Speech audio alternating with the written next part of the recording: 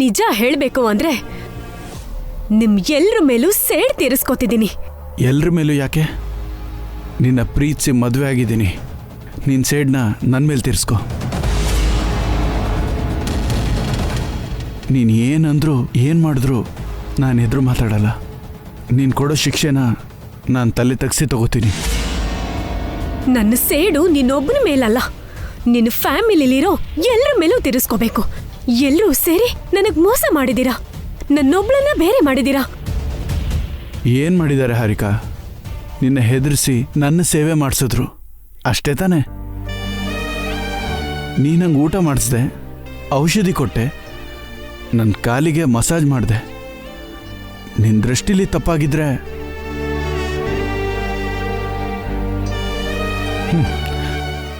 ನಾನು ನಿನ್ನ ಕಾಲು ಹಿಡ್ಕೋತೀನಿ.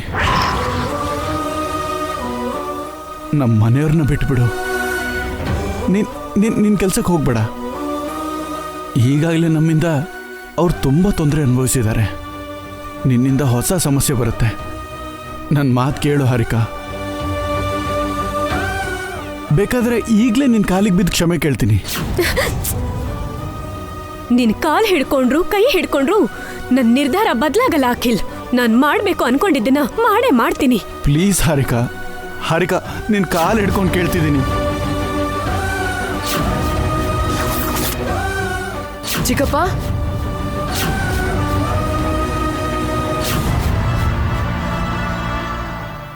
ಏನ್ ಮಾಡ್ತಿದ್ದೀರಾ ಚಿಕ್ಕಪ್ಪ ನೀವು?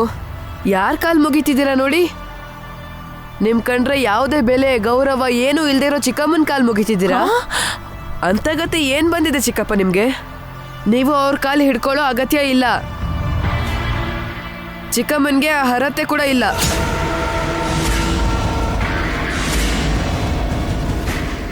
ಏನೋ ದೊಡ್ಡ ದೊಡ್ಡ ಮಾತೆಲ್ಲ ಆಡ್ತಿದ್ಯಾ? ನಿಮ್ಮಮ್ಮನ್ ಥರಾನೇ ನಿನಗೂ ಕೊಬ್ಬು ಜಾಸ್ತಿ ಆಗಿದೆ. ಯಾವ ತಪ್ಪು ಮಾಡದೇ ಇರೋರಿಗೆ ಕೊಬ್ಬು ಅನ್ನೋದು ಇದ್ದೇ ಇರುತ್ತೆ ಚಿಕ್ಕಮ್ಮ. ನಮ್ಮ ಮಮ್ಮಿ ಮತ್ತೆ ನಾನು ನಿಮ್ ತರ ಅಥವಾ ನಿಮ್ಮ ಮಮ್ಮಿ ತರ ಅಲ್ಲ.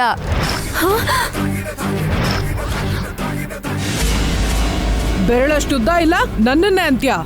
ನಿನ್ನ ಮರ್ಯಾದೆಗೆ ಹೇಳ್ತಿದ್ದೀನಿ, ಕೈ ಇಳಿಸಿ ಅಜ್ಜಿ.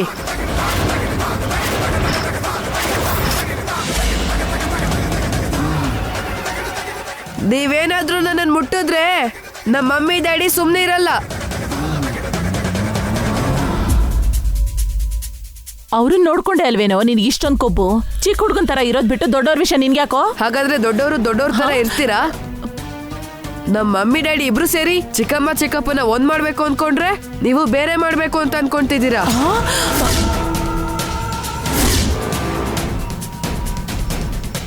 ಪಾಪ ನಮ್ ಚಿಕ್ಕಪ್ಪ ಎಷ್ಟು ನಂದ್ಕೊಂಡಿದ್ದಾರೆ ಅಂತ ನಿಮ್ಗೇನ್ ಗೊತ್ತು ಹೇಳಿ? ಕೊನೆಗೆ ನಮ್ ಚಿಕ್ಕಪ್ಪ ಚಿಕ್ಕಮ್ಮನ್ ಕಾಲ್ ಹಿಡ್ಕೊಳಕ್ ಹೋಗಿದ್ರು. ಅದ್ ಗೊತ್ತಾ ನಿಮ್ಗೆ?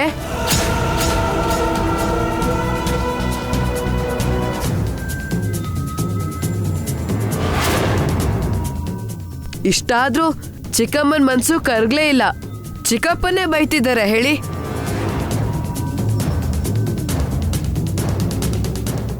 ಈ ವಿಷಯ ನಮ್ ಡ್ಯಾಡಿ ಮಮ್ಮಿಗೆ ಏನಾದ್ರೂ ಗೊತ್ತಾದ್ರೆ ಏನಾಗುತ್ತೆ ಅಂತ ಗೊತ್ತಾ?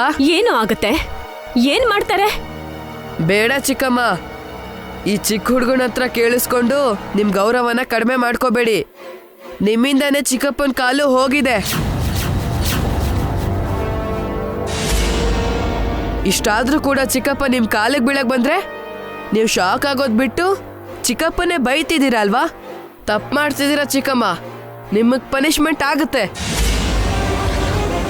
ಬೆರಳಷ್ಟುದ್ದ ಇಲ್ಲ ನಮ್ಮನ್ನೇ ಹೆದರ್ಸ್ತಾ ಇದ್ಯೇನೋ? ನಾನು ಚಿಕ್ಕವನೇ ಆಗಿರ್ಬೋದು ಅಜ್ಜಿ, ಆದ್ರೆ ನನಗೆ ಗೊತ್ತಿರೋಷ್ಟು ನಿಮಗ್ ಗೊತ್ತಿಲ್ಲ ಅನ್ಸುತ್ತೆ. ಸ್ಕೂಲಲ್ಲಿ ಕ್ಲಾಸ್ ವರ್ಕ್ ಬರೀದೇ ಇದ್ರೆ ಮಿಸ್ಸು ಪನಿಷ್ಮೆಂಟ್ ಕೊಡ್ತಾರೆ.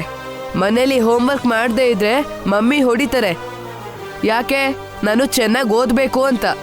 ಹಾಗೇನೆ ಚಿಕ್ಕಮ್ಮ ತಪ್ಪು ಮಾಡಿದಾಗ ನೀವು ಪನಿಷ್ಮೆಂಟ್ ಕೊಡಬೇಕು. ಆದ್ರೆ ನೀವೇ ತಪ್ಪು ಮಾಡ್ತಿದ್ದೀರಲ್ಲ. ಚಿಕ್ಕಮ್ಮನ್ಗೆ ಒಳ್ಳೇದು ಹೇಳ್ಬೇಕಾಗಿರೋ ನೀವೇ ಹಾಳು ಮಾಡ್ತಿದ್ದೀರಲ್ಲ. ಏನೋ ಬೊಗಳ್ತಾ ಇದ್ಯಾ? ನಿಲ್ಸಿ.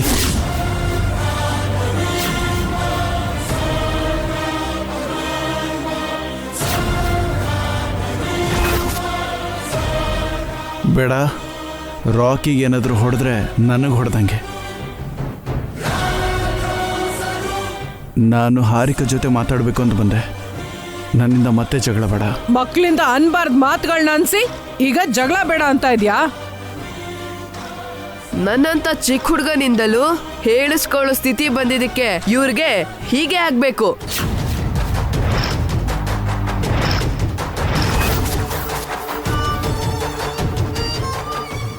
ಇಂಥವ್ರ ಹತ್ರ ಮಾತಾಡೋದು ಟೈಮ್ ವೇಸ್ಟು ಚಿಕ್ಕಪ್ಪ.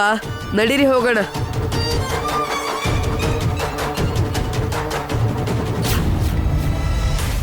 ಈ ಮನೆಯಲ್ಲಿ ಚಿಕ್ಕ ಮಕ್ಕಳಿಗೂ ದೊಡ್ಡ ಬಾಯಿದೆ. ಎಲ್ರೂ ನಮ್ಗೆ ಹೇಳೋರಾದ್ರು. ಹೌದೇನೆ ಹಾರಿಕಾ? ಅಖಿಲ್ ನಿನ್ ಕಾಲ್ ಹಿಡ್ಕೊಳಕ್ ಬಂದ್ರೆ ನೀನ್ ಬೈದ್ಯಾ? ಇಲ್ಲ ಮತ್ತೆ ಕ್ಷಮಿಸ್ದೆ ಅಂತ ಹೇಳಿ ಕೆಲ್ಸಕ್ಕೆ ಹೋಗೋದ್ ಬಿಟ್ಬಿಡ್ಲಾ? ಕೆಲ್ಸ ಯಾಕೆ ಬೇಕು ಬೇಬಿ ನಿಂಗೆ?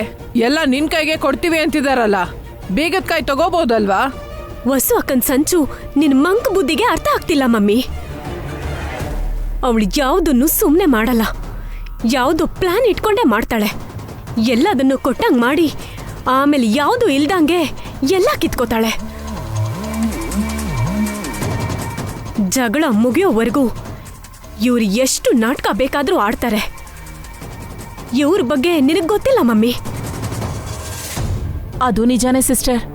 ಆ ವಸು ಏನ್ ಕಮ್ಮಿ ಇಲ್ಲ, ಅವಳ ತಲೆಯಲ್ಲಿ ಯಾವ್ದೋ ಒಂದ್ ಪ್ಲಾನ್ ಇದ್ದೇ ಇರುತ್ತೆ. ಅದಕ್ಕೆ ನನ್ನ ಹುಷಾರಲ್ಲಿ ನಾನಿದ್ದೀನಿ.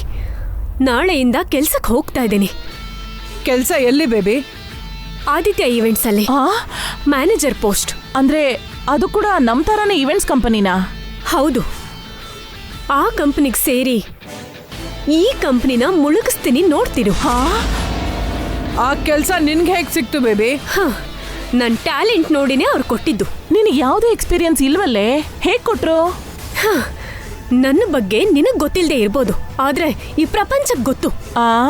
ನಾಳೆಯಿಂದ ನಾನು ಯಾರು ಅಂತ ಈ ಇಡೀ ಮನೆಗೆ ತೋರಿಸ್ತೀನಿ.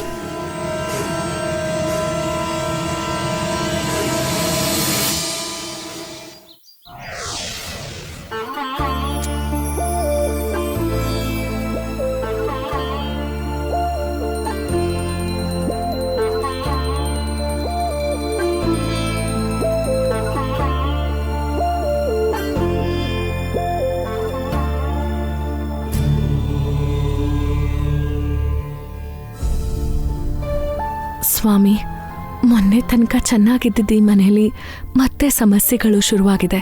ಹಾರಿಕಾ ಮೊದಲಿನ ಥರ ಆಗ್ತಿದ್ದಾಳೆ. ವಿಚ್ಛೇದನ ಬೇಕು ಅಂತಿದ್ದಾಳೆ, ಕೆಲಸ ಮಾಡ್ತೀನಿ ಅಂತಿದ್ದಾಳೆ. ಈ ಸಮಸ್ಯೆಗೆ ಬೇಗ ಪರಿಹಾರ ಕೊಡು ಸ್ವಾಮಿ.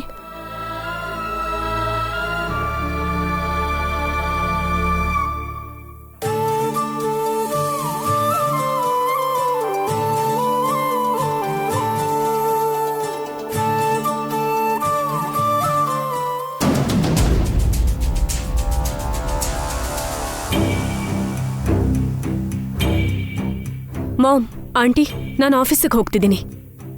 ನಿಂತ್ಕೊಳ್ಳೆ. ಏನೇ ನೀನ್ ಅವತಾರ? ಯಾಕೆ, ಚೆನ್ನಾಗಿಲ್ವಾ ಆಂಟಿ? ನೋಡೋಕೆ ಒಂಥರ ಇದೆ ಹಾರಿಕಾ. ನಾನು ನಿನ್ನನ್ ಕೇಳಲಿಲ್ಲ. ಮದ್ವೆ ಆಗಿರೋ ಹೆಣ್ಮಗಳು ಅಂತ ಡ್ರೆಸ್ ಹಾಕೋಬೋದಾ ನೀನು? ನಾನು ನಿನ್ನನ್ ಕೂಡ ಕೇಳಲಿಲ್ಲ.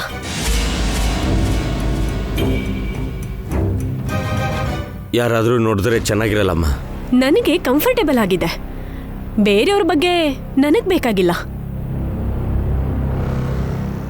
ಅದಲ್ಲ ಕಣೆ, ಸೀರೆ ಉಟ್ಕೊಂಡ್ರೆ ನೀಟಾಗಿರುತ್ತಲ್ಲ ಅಂತ. ನಾನು ಆಫೀಸ್ಗೆ ಸ್ವೀಪರ್ ಕೆಲಸ ಮಾಡಕ್ ಹೋಗ್ತಿಲ್ಲ ಆಂಟಿ, ಮ್ಯಾನೇಜರ್ ಆಗಿ ಹೋಗ್ತಿರೋದು.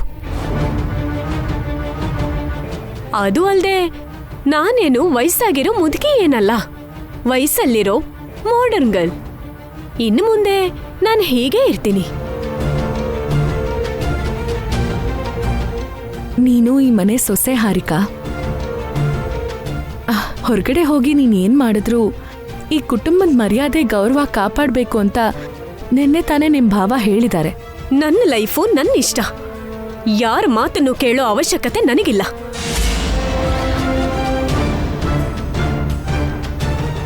ಆದ್ರೂ ನಾನು ಈ ಮನೆ ಸೊಸೆ ಅನ್ನೋ ಟ್ಯಾಗ್ ಇನ್ನು ಸ್ವಲ್ಪ ದಿನ ಅಷ್ಟೇ.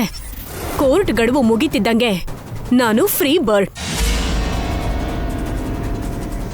ಅಲ್ಲಿ ತನಕ ನೀನು ಅಖಿಲ್ ಹೆಂಡ್ತಿ ಅಂತ ಈ ಮನೆ ಸೊಸೆ ಅಂತ ಮರಿಬೇಡ. ನಾನು ಹೆತ್ತಿರೋ ನನ್ನ ಮಮ್ಮಿಗೆ ಕಟ್ಕೊಂಡಿರೋ ಗಂಡ ಅಖಿಲ್ಗೆ ಇಲ್ದೇ ಇರೋ ಅಭ್ಯಂತರ ನಿನಗ್ಯಾಕೆ? ನಾನು ನಿಮ್ ಥರ ಆಂಟಿ ಅಲ್ಲ, ಹುಡುಗಿ. ಹಾರಿಕಾ, ಅದಕ್ಕೆ ಬಿಡಿ, ಅದಕ್ಕೆ ಹೇಗಿದ್ರು ವಿಚ್ಛೇದನ ತಗೊಂಡು ಬೇರೆ ಆಗ್ತಿದ್ದೀವಿ. ಅವಳು ಹೇಗಾದರೂ ಹೋಗ್ಲಿ, ನಮ್ಗೆ ಯಾಕೆ? ನೋಡಿದ್ರಾ ಅಖಿಲ್ ಎಷ್ಟು ಕ್ಲಿಯರ್ ಆಗಿದ್ದಾನೆ ಅಂತ? ನೀವ್ಯಾಕೆ ಕನ್ಫ್ಯೂಸ್ ಆಗ್ತಿದ್ದೀರಾ? ನಿನ್ನಂಥ ಹೆಣ್ಮಕ್ಳು ಈ ಥರ ಡ್ರೆಸ್ನ ಹಾಕೊಳ್ಬಾರ್ದಮ್ಮ. ಹೊರಗಡೆ ಪ್ರಪಂಚ ಅಷ್ಟು ಚೆನ್ನಾಗಿಲ್ಲ. ಹೊರಗಿನ ಪ್ರಪಂಚ ಹೀಗೆ ಇದೆ ಭಾವ, ನಿಮಗ್ ಗೊತ್ತಿಲ್ಲ ಅನ್ಸುತ್ತೆ. ಹೊರಗಡೆ ಎಲ್ರೂ ಫ್ಯಾಷನ್ ಅಂತ ಓಡಾಡ್ತಾ ಇದ್ದಾರೆ. ಫ್ಯಾಷನ್ ಡಿಸೈನರ್ ಆಗಿ ನಾನೇ ಈ ತರ ಮಾಡರ್ನ್ ಆಗಿಲ್ದೇ ಇದ್ರೆ ಹೇಗೆ?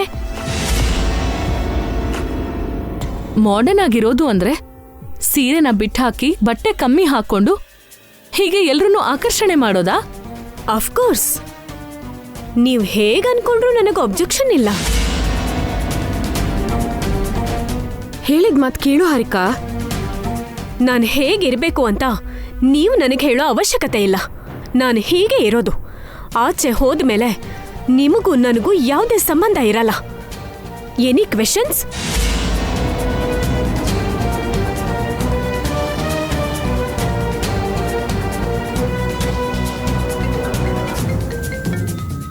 ಯಾ ಬಾಸ್, ಆನ್ ದಿ ವೇ. ನಮ್ ಬಾಸ್ ಕಾಲ್ ಮಾಡ್ತಿದ್ದಾರೆ, ನಾನು ಹೋಗ್ಬೇಕು. ಬಾಯ್.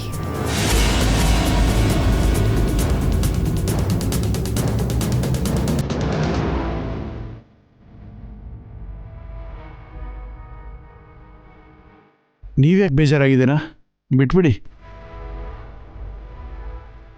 ಗಡು ಮುಗಿಯೋವರೆಗೂ ಮಾತ್ರ ತಾನೇ ಈ ಜಗಳ. ಸಾಧ್ಯ ಆದರೆ ಜಡ್ಜ್ ಅವ್ರ ಹತ್ರ ಹೇಳಿ ಗಡುವು ತೆಗೆದುಹಾಕಿ ಇವತ್ತು ನಾಳೆನೂ ಡಿವೋರ್ಸ್ ಸಿಗೋ ಥರ ಮಾಡಿ.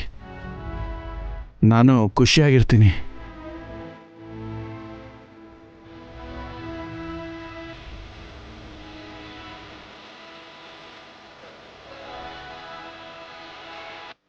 ಬೇಬಿ ಯಾಕೆ ಹೀಗ್ ಮಾಡ್ತಿದ್ದಾಳೆ? ಮನೆ ಉಸ್ತುವಾರಿ, ಆಫೀಸ್ ಅಧಿಕಾರ, ಬೀರು ಬೀಗದ ಕೈ ಯಾವುದು ಬೇಡ ಅಂತಿದ್ದಾಳೆ. ಯಾವುದೋ ಕಂಪ್ನಿನಲ್ಲಿ ಮ್ಯಾನೇಜರ್ ಜಾಬ್ ಮಾಡ್ತೀನಿ ಅಂತಿದ್ದಾಳೆ. ನನ್ನ ಮಾತು ಕೇಳ್ತಿಲ್ಲ. ಡಿವೋರ್ಸ್ ಬರೋದ್ರೊಳಗಡೆ ಬೇಬಿಯಿಂದ ಏನಾದ್ರೂ ಹೊಸ ಪ್ರಾಬ್ಲಮ್ ಬರಲ್ಲ ತಾನೆ? ಹಾರಿಕಾ ಧೈರ್ಯನೇ ಧೈರ್ಯ. ಅವಳಿಗಿರೋ ಆ ಧೈರ್ಯ ನನಗಿದ್ದಿದ್ರೆ ಇಷ್ಟೊತ್ಕಾಗ್ಲೇ ನಾನು ಸೆಟ್ಲ್ ಆಗೋಗ್ತಿದ್ದೆ. ಹಾರಿಕಾ ಥರ ತುಂಡು ಬಟ್ಟೆ ಹಾಕೊಂಡು ಎಂಜಾಯ್ ಮಾಡ್ತಿದ್ದೆ. ಮದ್ವೆ ಆದ್ಮೇಲೆ ನನ್ನ ರಾಜ ನಾನು ತುಂಡು ಬಟ್ಟೆ ಹಾಕೊಂಡ್ರೆ ಒಪ್ಕೋತಾನೋ ಇಲ್ವೋ? ಅಷ್ಟಕ್ಕೂ ಹಾರಿಕಾ ಹೊಸ ಬಾಸ್ ಯಾರಾಗಿರ್ಬೋದು?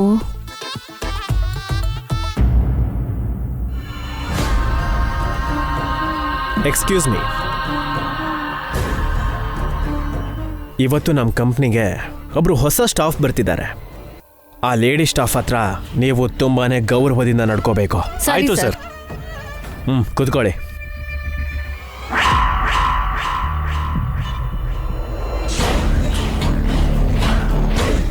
ಸರ್, ಹಾರಿಕಾ ಮೇಡಮ್ ಅವ್ರು ಬರ್ತಿದ್ದಾರೆ.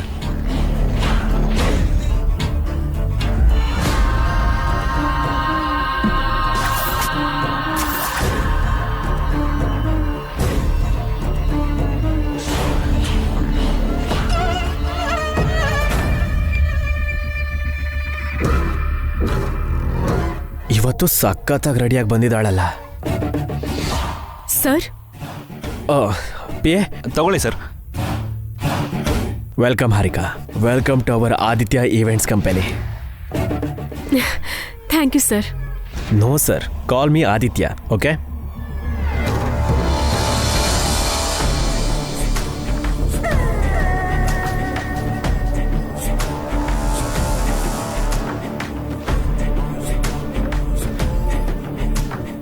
This is our staff. Hello madam. Hi madam. Hi. ಇವನು ನನ್ನ P A. Hi madam. Hi. Dear staffs, ಇವರೇ ನಮ್ಮ company new director Mrs Harika. ಇವತ್ತಿಂದ ಹಾರಿಕಾ ರೆಸ್ಪಾನ್ಸಿಬಿಲಿಟಿ ತಗೋತಿದ್ದಾರೆ. ನೀವೆಲ್ಲರೂ ಸೇರಿ ಮೇಡಮ್ಗೆ ಸಹಕಾರ ಕೊಡಬೇಕು. ಕಮೋನ್ ಹಾರಿಕಾ, ನಿಮ್ಮ ಕ್ಯಾಬಿನ್ ಮತ್ತೆ ಚೇರ್ನ ತೋರಿಸ್ತೀನಿ ಬನ್ನಿ. ಕಮೋನ್ ಹಾರಿಕಾ, ಇದೇ ನಿಮ್ಮ ಕ್ಯಾಬಿನ್, ಇದೇ ನಿಮ್ಮ chair. Please take your position. ನಿನ್ನೆ ಮ್ಯಾನೇಜರ್ ಅಂದ್ರಿ, ಇವತ್ತೇನು ಡೈರೆಕ್ಟರ್ ಅಂತಿದ್ದೀರಲ್ಲ? ಓಹ್ ಸಾರಿ, ಹೇಳಲಿಲ್ಲ ಅಲ್ವಾ? ನೆನ್ನೆ ನಮ್ಮ ಕಂಪ್ನಿ ಬೋರ್ಡ್ ಆಫ್ ಡೈರೆಕ್ಟರ್ಸ್ ಜೊತೆ ಮೀಟಿಂಗ್ ಆಯಿತು.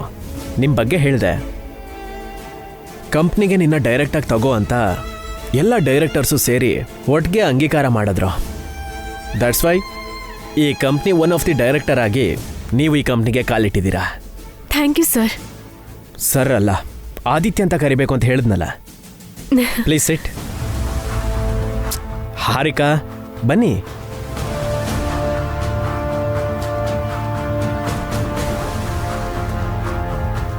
ಈ ಕ್ಷಣದಿಂದ ಈ ಕಂಪ್ನಿ ನಿಮ್ಮದೇ ಹಾರಿಕಾ. ನಮ್ಮನ್ನು ನೀರಲ್ಲಿ ಹಾಕ್ತೀಯೋ ಹಾಲಲ್ಲಿ ಹಾಕ್ತೀಯೋ ನಿನ್ನ ಕೈಯಲ್ಲಿದೆ. ನಿಮ್ ಕಂಪ್ನಿನ ನಂಬರ್ 1 ಪೊಸಿಷನ್ಗೆ ತಗೊಂಡು ಹೋಗ್ತೀನಿ Aditya. I promise you. Thank you. ಒಂದು selfie please.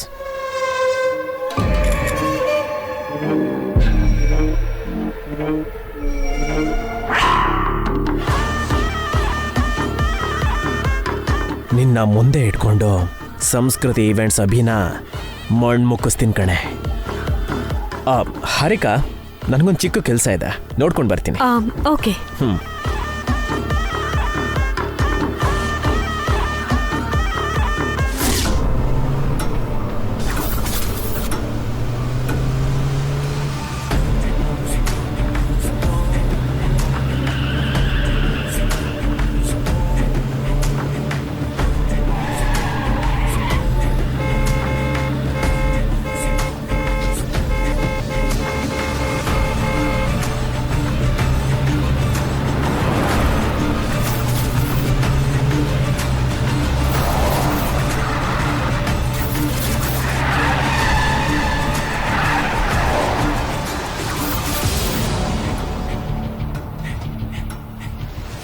Hey, who the hell are you, man?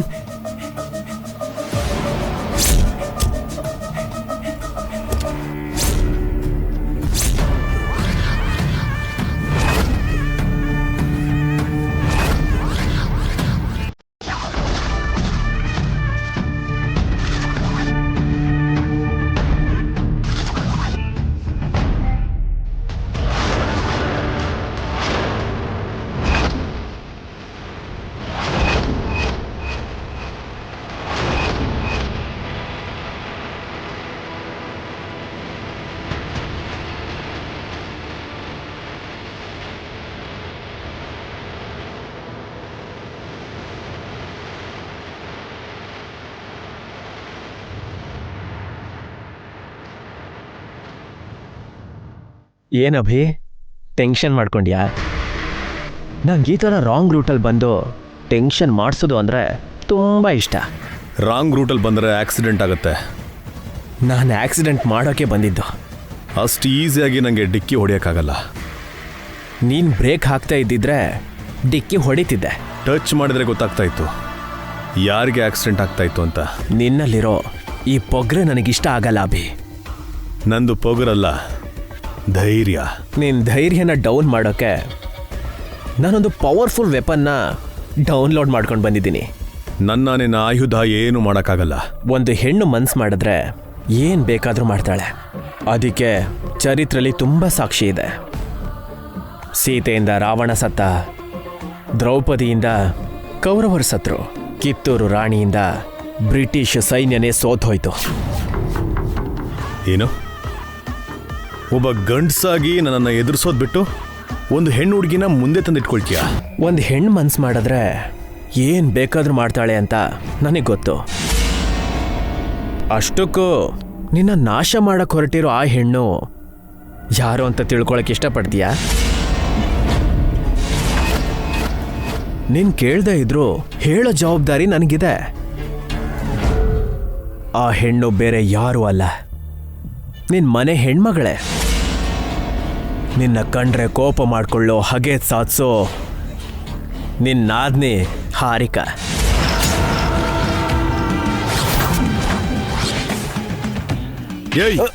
ಏನ್ ಮಾತಾಡ್ತಾ ಇದೆಯೋ? Cool cool Abhi, cool. It's true man. ನನ್ನ ಆಯುಧ ನಿಮ್ಮನೆ ಹುಡುಗಿ ಹಾರಿಕಾ. ಅವಳ ಬಗ್ಗೆ ಎಲ್ಲ ತಿಳ್ಕೊಂಡಿದ್ದೀನಿ. ಅವಳ ಬಲ ದೌರ್ಬಲ್ಯ ತಿಳ್ಕೊಂಡೆ. ಬಲೆ ಬೀಸ್ದೆ ಸಿಕ್ಕಾಕೊಂಡ್ಲು. ನೆನ್ನೆ ತಾನೆ ನನ್ನ ಕಂಪ್ನಿಲಿ ಪೋಸ್ಟ್ ಕೂಡ ಕೊಟ್ಟೆ. ಇವತ್ತು ಬಂದು ಜಾಯ್ನ್ ಆದ್ಲು.